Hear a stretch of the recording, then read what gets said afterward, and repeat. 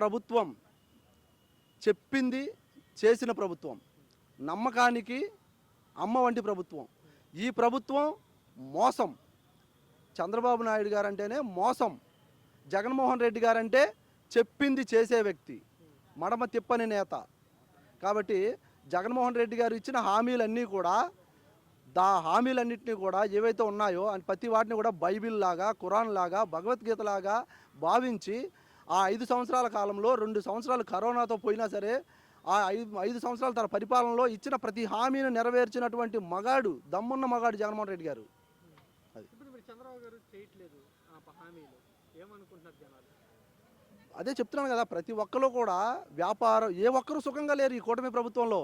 వ్యాపారస్తులు ఏదో అద్భుతాలు జరిగిపోతాయి చంద్రబాబు నాయుడు గారు వస్తే అనుకున్నారు. వాళ్ళందరూ కూడా ఈ రోజున కొనేవాళ్ళు లేరు. ప్రజల్లో డబ్బు అనేది సర్క్యులేట్ అవుతేనే కదా వ్యాపారాలు బాగుంటాయి. ఇప్పుడు ప్రజల దగ్గర డబ్బు లేకుండా వ్యాపారాలు ఎక్కడ ఉంటాయి? ఈ రోజున డబ్బు లేదు పేద ప్రజల దగ్గర, వాళ్ళకి పనులు లేవు, వ్యాపారస్తులకు వ్యాపారాలు లేవు, కాంట్రాక్టర్కి పనులు లేవు, చేసిన వాళ్ళకి బిల్లులు లేవు. ఈ రోజున ఒక అమరావతిని చూపిస్తున్నారు తప్ప అమరావతిలో కూడా ఏం జరగట్లేదు.